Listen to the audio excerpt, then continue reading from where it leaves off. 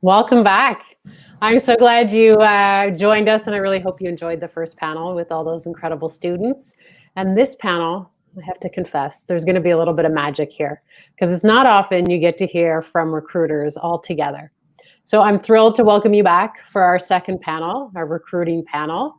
And the best part is who it's moderated by. Priya Radha, who's the co-chair of WCM Toronto chapter, and she's also a managing director at CIBC. I think you're in for a real treat. Priya, over to you.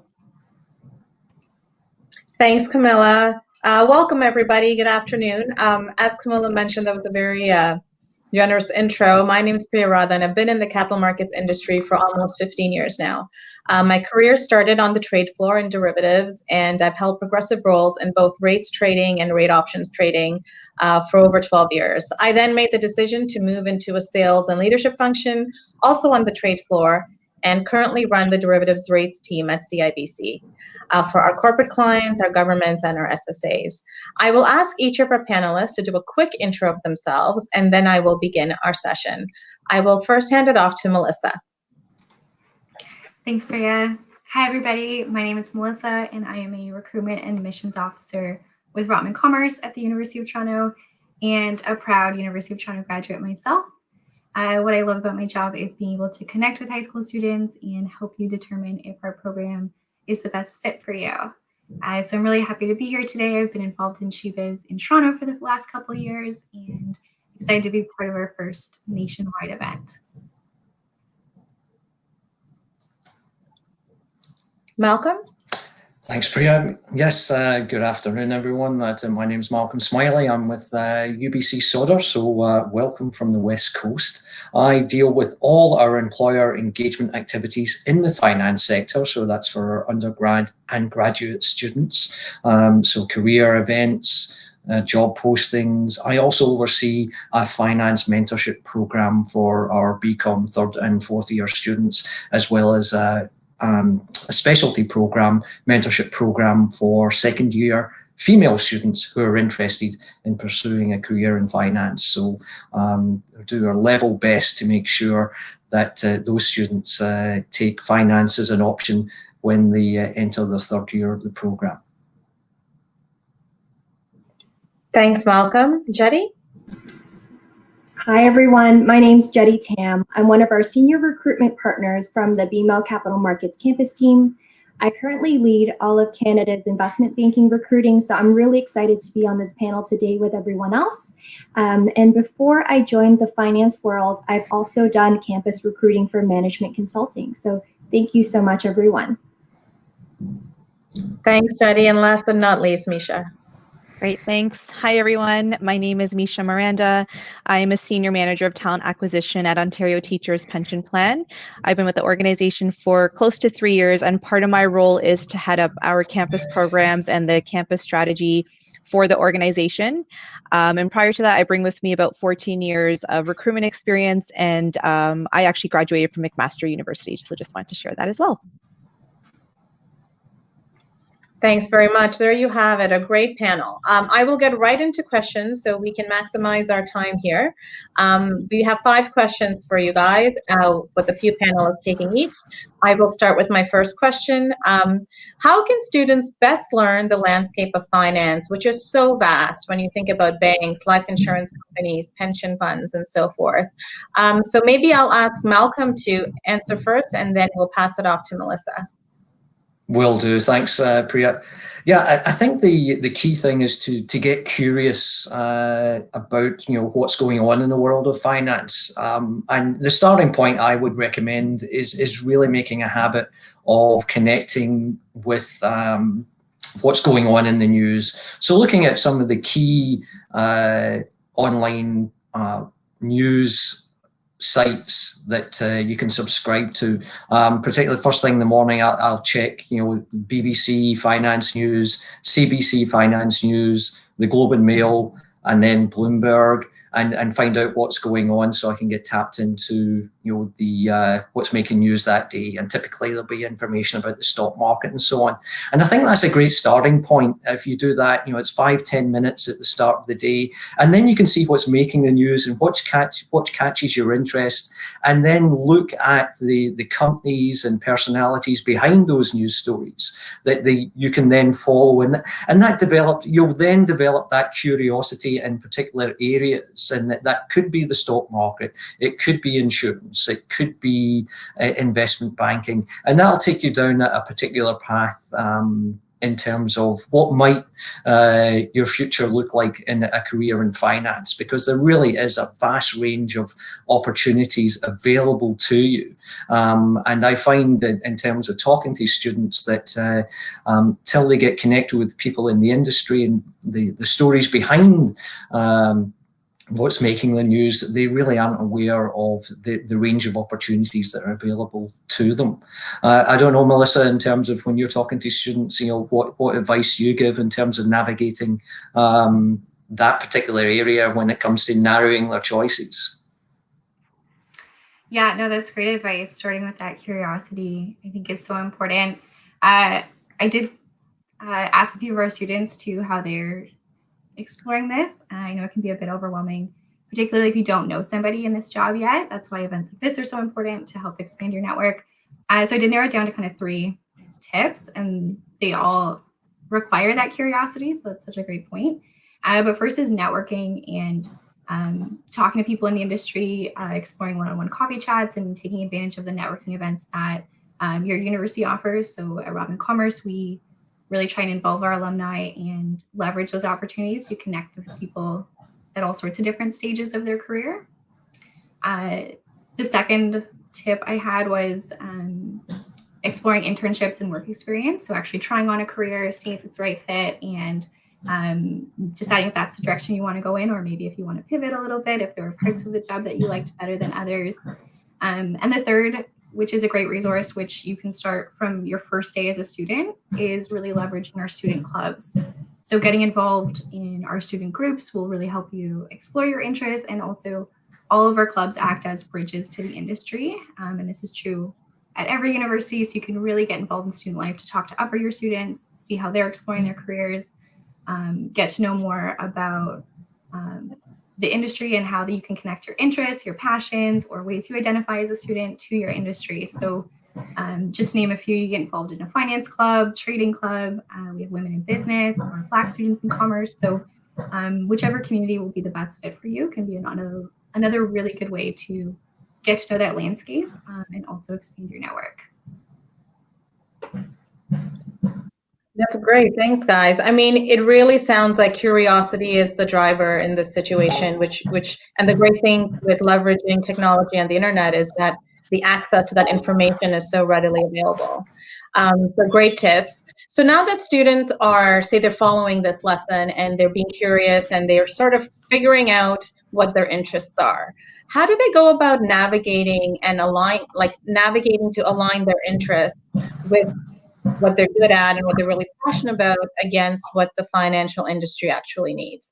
Maybe I'll ask Melissa for you to start, and then Malcolm. Sure. Yeah, another great question. And I think this is another one that can be almost overwhelming or a reason to hesitate, and that's not what we want. So it's great to start this conversation early.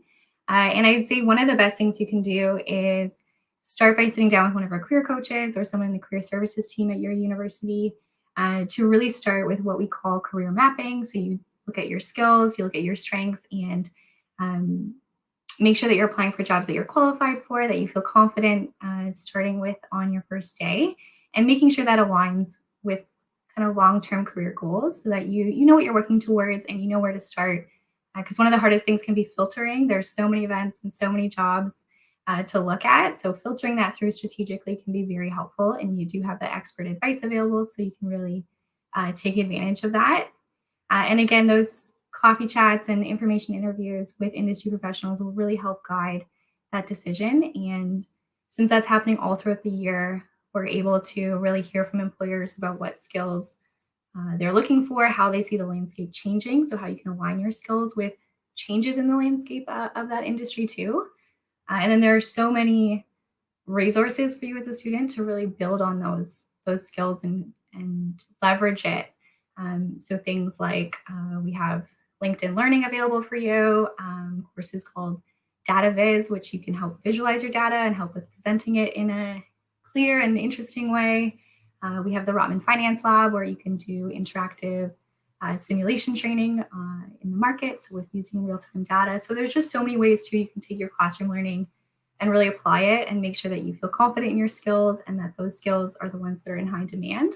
So I think just getting involved and staying in touch with our career services team will help make sure that you're up to date on what they're looking for.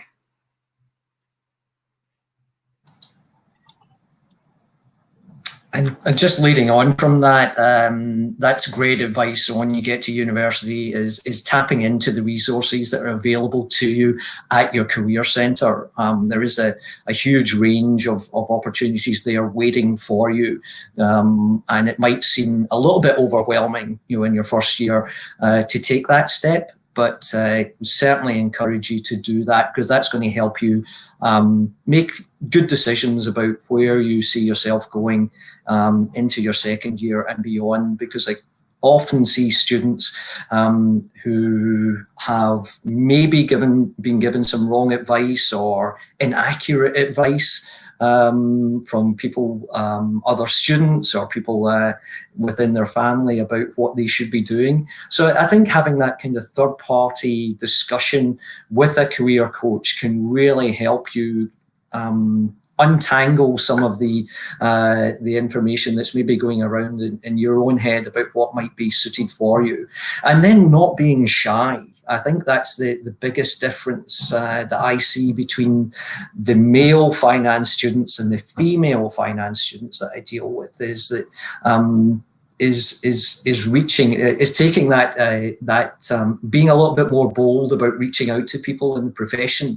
And if there's one thing I've learned over the last 8 years in this role, is that there are more than enough people out there willing to have a chat with you, to have a coffee, and especially people in women in finance.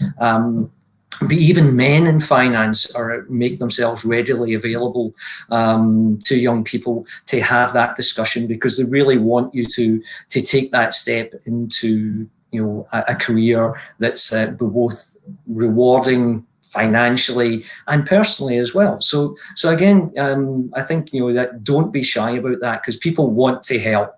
So, and then when you're looking at that first opportunity, whether it's through a co-op program or applying for a summer job, try and get some experience early in the finance world. That might not be the finance job you're looking for, but get some experience early of that office environment, whether it be in an insurance office, a bank, a pension plan company. Just get your foot in the door someplace. A lot of the major banks, and I don't want to steal Jerry's thunder at all, but even if it's just working as a frontline teller, there are lots of opportunities to do that, to get experience about the fundamentals of how money works. So take that chance. It'll only be for the summer, and it's a great staging off point to build your network, to get experience, and it's really looked very favourably on by everyone in the finance industry that you've actually taken the time to do that. So again, I think start small and build from there, and then take advantage of that vast array of online resources that are available to you to build your knowledge base. That's great. Thanks very much, Melissa and Malcolm. Yeah, I guess the takeaway is really here: be curious, be bold, start small, a little bit every day, and it really is a journey. So enjoy it. And you'll be surprised as to how many people are willing to reach out when you make that first step. So thank you for that. So I just want to pivot a little bit now over to the employer side. So you've got the students now, as Malcolm and Melissa were suggesting, they're looking through the career centers, they're finding, looking at opportunities, and they want to be, the right candidate for the job. So what do employers look for in a candidate? So perhaps I'll start with Misha first, and then let Jetty take. Sure. So I would say there's a couple of things. I would say when you're looking at a job posting, so if I'm going to look at it from if you're coming into our organization and you're looking to move into like an internship or a new grad position, you want to really make sure you're reading the job description carefully, making sure that you're looking at what the requirements are for the role. What we look for, we do look for the technical skills. Some of the roles do ask for that, but it's really more so about those soft skills, I would say. So that's really where we hone in on. And I would say, Malcolm, you sort of touched on this when you talked about like being bold. We're looking for someone who has that boldness, but comes with humility, because humility is one of our key values at Teachers, and that's something that we really look for when we're speaking to students for these internship roles. But I would say, it's someone who's bold, someone who's curious, not going to be afraid to ask questions. What's really great at our organization as well is that you have opportunities to work with people at all different levels. So it's not being afraid to speak to those individuals, because you can have opportunities to, depending on what role you land, you could be, working on a deal with someone at a senior principal level, or even someone at the managing director level. You could be at a meeting with them. So it's just, asking questions, being curious, and I think showing that passion and the interest in the opportunity that you're applying to. So sometimes we find that, individuals apply to like 20, 30 positions. It's really drilling down on what is your area of interest. What are you really passionate about? And applying to those opportunities and reflecting that passion when you come in for an interview. It's very easy to tell when someone is or isn't interested, or they just applied for the sake of applying. So I would say that those are some of the key things we look for when we're interviewing and looking for candidates for our internship program. And Jetty, I don't know if you want to shed some light on what you look for. For sure. Thank you, Misha. And that was just so well said so far, just listening to all the panelists talk. And I think there's a lot of common themes. And so the way that we summarize it at BMO is that we actually have a motto. Our motto is to boldly grow the good in business and in life. So if that's an easier way to remind ourselves every day in one sentence, that's a good way to kind of look at it. How are you contributing value either in your business or in life? And so I think for me, it boils down to a few things, right? So it could be summarized with a positive can-do attitude, right? Taking that initiative to reach out, to broaden your network, to be engaged, and to start slowly building that self-confidence to talk to business professionals, right? That does take a bit of time. So I think when you start getting to that point, you'll start developing better relationships and more strong confidence when you start interacting with people from the business. So I think that's a really important factor. And that's when you start showing your passion and your interest in the industry. And besides that, right, the other pieces that employers look for can be boiled down into two areas. So soft skills, as Misha mentioned, and also hard skills. So some examples of some soft skills could be how you do in a team setting, leadership capabilities that you bring to the table, your problem-solving skills. These types of examples are core competencies that we look for as employers. And the hard skills could be examples of your CGPA. It could be your grades. It could be your knowledge on an Excel model or a SQL, right? So very hard kind of technical skills, or your technical knowledge on finance modeling, or it could also be from a particular industry perspective. So those are some things that I would say to look forward to. But I always go by that motto because it's one sentence and it's easy to remember. That's great. Thanks very much, Eddie. It's really interesting when you think of what all four of you have said is the journey, the building blocks, the 5-10 minutes a day of reading the news and figuring out what helps. Because when you're sitting in that interview and you're talking about what you're passionate about, as Misha and Jetty both mentioned, it's very easy for you guys to weed out the person who's crammed for 8 hours before to tell you how passionate they are versus the person who's built up a database of 1 year, 2 years, 18 months, and telling you how passionate they are about something. So it's definitely the little bit every day. So that's a great tie-in. Now, what can students actually do to differentiate themselves, be it now or once they're actually in university? So Jetty, maybe I'll start with you and then Tamisha. For sure. Thank you, Priya.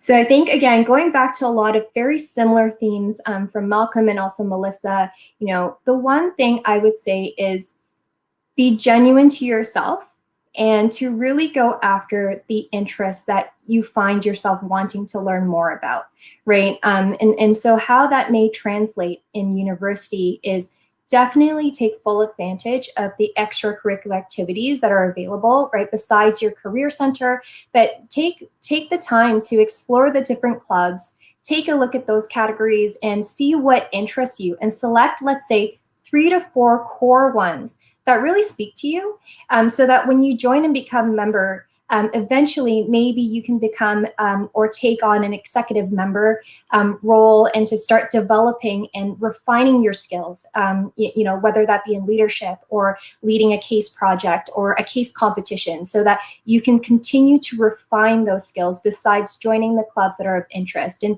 oftentimes I always encourage students to join those clubs, because that is actually how employers network with students.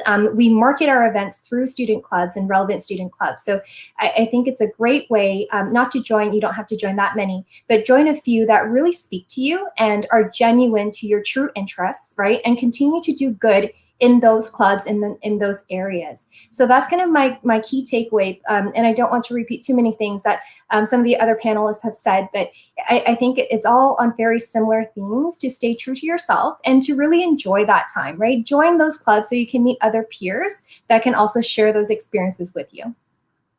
I'll pass it on to Misha. Great, thank you. So I was going to touch on the associations as well. I think that's a really great way to build on those, you know, leadership skills, or if there's an opportunity to play some sort of leadership role in that association, or even looking at, is there an opportunity to create an association that doesn't exist today in the university? I think that's another avenue that someone who's in university could differentiate themselves. But a couple other ones I thought of were, you know, even now, like, there's so much out there. There's so many tools available now. So why not start with even, you know, creating a LinkedIn profile for yourself if there's already things that you're working on, or and I think the age is like 16. So I know there's like grade 9s to 12s on this call, on this in this video event right now. But you know, once you hit that age of 16, maybe it's setting up your own LinkedIn profile. It's a great way to showcase and start to build up your brand, but also, you know, look at how you can network with other people through there. That's a great way to connect. And if you're doing that now versus, like, you know, 6-7 years down the road, that's going to put you that much more ahead of the game. So I would say that's one avenue. The other one is, you know, networking events. The fact that you're here today, that's so incredible. That just goes to show that you have the awareness. And to continue with that, I would say, you know, try to go to as many networking events as possible, so that there's opportunities to meet other people. And, you know, along the way, you may find a mentor. So if there's someone that's willing to take you under their wing and is going to be able to help you get awareness on things that you don't already have awareness on, that's another avenue of how you can differentiate yourself, and also just, you know, learn more about things that you may not have awareness about right now. So just a few things, and I think other things that you've already mentioned, so I'm not going to repeat them, but those are some of the ones that really stood out to me. That's great. Thanks very much. I mean, I guess really, when you think of technical skills, I just wanted to bring that up a little bit, because I think that associations, joining the associations, doing the case competitions, really leveraging your university's resources to build that 10,000 hours so you can be technically inclined and confident when you walk into an interview to say, I can do XYZ, but I have not had exposure to ABC. And I think that's completely fine. So definitely utilize that time. Well, thank you very much, guys. I have one last question for each of the panelists. What is one piece of advice you wish someone would have given you in high school? So let's start with Melissa for this one. This is a really hard one to narrow down to one piece of advice. I feel like the transition to university can be a little bit rocky. So there's lots of things I wish I had known, but to really emphasize this, our point of getting involved, I think that's one of the biggest things that I waited a little bit long to do, and that is so valuable to students. So if you get involved right from first year, it really helps in so many ways, because we've talked about it from the career perspective. It helps you connect with employers and figure out what it is you want to do and explore your career options. but also from a personal standpoint, it really helps you build that community and connect with other peers in your program. And that will help strengthen your academics. So often students think that they should just focus on their studies and they don't have time for student groups. But if you have, sorry, my cat jumped on the table. But if you have a stronger student community, you will be really able to leverage that in academics as well. You know who to turn to for class notes if you have questions. You know who can form a study group with you. All of those sorts of things. Thanks, Melissa. How about you, Misha? So I think for me, I wish that I had like career advice I would give myself now is go into a program which gives you the opportunity to get experience. So have like an internship or co-op tied to the program. I think that's so key because it's so great. These programs are out there now where there's opportunities to work in like 4 or 5 different internships, and then you can really understand what you like or don't like, or you know where your career path could eventually lead for you. So I think that's one big one for me. And I think the other one we talked about a lot, like I sort of wish I had been more involved with, you know, associations and having more involvement from that perspective. And again, it was not like not having the awareness and probably focusing more on like, you know, I studied, but I also wanted to party a lot too. So that was like, you know, those were more of my focuses. But I would say, you know, now that I have that awareness, I think for my children, I would definitely share that with them too, to say like, these are things that you should think about and be aware of. So that would be my advice. That's great. Thanks. Well, you can also party with the people in your association, so you don't have to give True. up. I've heard. Yeah. Thanks, Misha. How about you, Jetty?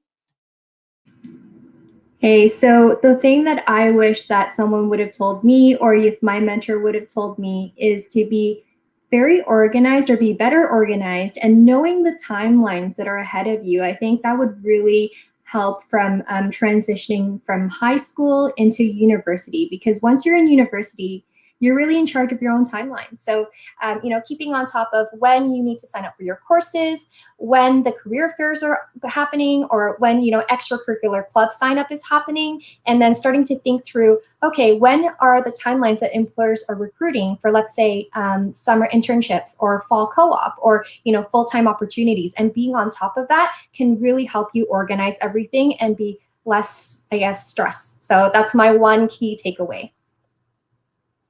That's great. Thanks. I wish I had you when I was in high school, because I definitely missed the ball on that and was late to that. But yeah, that's great advice. Thanks. And last but definitely not least, Malcolm, what are your thoughts? It's actually summed up in a quote I've got up on my home office wall, and it's from, I didn't get this advice till my late 20s from an athletics coach, a Scottish marathon athletics coach, Alex Naylor. And the quote is, "The will to win means nothing without the will to prepare." And that stayed with me all these years. And I wish that if I'd had that advice earlier, you know, because I've applied that to almost everything I've done since then. And that not only applies to running, it applies to my professional life and elsewhere. So yes, you can be as competitive as you know, people are very competitive, or you hear that are very competitive. But unless you're willing to back that up by sheer hard work, you're not going to get anywhere. So that's what it meant to me, and that's why it's on my office wall. So again, the will to win means nothing without the will to prepare. That's a great piece of advice. Thank you very much. I think we've been good on time. So from sort of the takeaways I'm seeing is get involved early, look out for internships and co-op opportunities, manage your time, be disciplined with time management, and of course the will to win. I wrote that down, means nothing without will to prepare.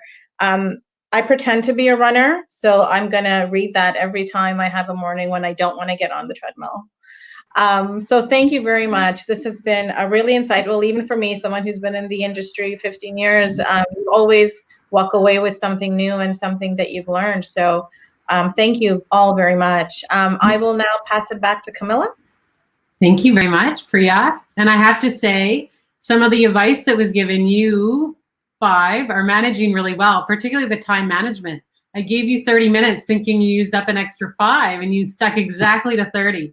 So I think we have time for one last quick question, if you don't mind sticking with us for a second here. I'd be curious for any of you, including you, Priya, is there kind of one favorite or positive thing that you've really seen come out of COVID when it comes to recruiting? First one to the mic gets to answer. Yeah, I'll just comment from the perspective of university admissions and actually recruiting high school students into our programs. I can feel like a very unique year to be applying to university and making these big decisions. But a positive thing that's come out of it has been being able to reach more students. So we usually travel and visit your high schools or visit places internationally to hold events. And of course, we can't go everywhere. But with this focus on online events, kind of like the one today, we're able to reach people in more remote locations or more rurally. And so I think our emphasis on having a really diverse and globally minded classroom will still apply in all our future years and might actually even be enhanced because we're able to reach a really wide amount of people. So I think it's a really exciting time to be coming to university because you're going to be in this unique situation with so many people from all around the world. Well, I can say something, not so much about what's been great right now, but I think what COVID is doing is giving people time to think about and be creative about what comes next.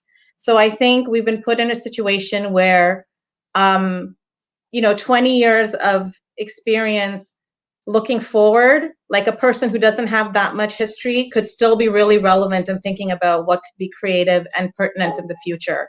So I'm looking forward to seeing what really creative ideas and developments happen that I really expect no less or more than someone who's younger than someone who's older. That's what I'll say. Thank you for those. Well, thank you, Priya, for being a fabulous moderator. Thank you all of our panelists for joining us. We're gonna have, all the students in the audience are gonna love it, another quick break. You have about 8 minutes. So we return at 2 p.m. Eastern. So that's about 8 minutes from now. And when we return, we're gonna be welcoming our professional panels, those working in capital markets today, so they can share some of their journey and some of their advice. We'll see you back here in 8 minutes. And thank you again to Priya and all of our panelists today. You really shared some really important advice. Thank you.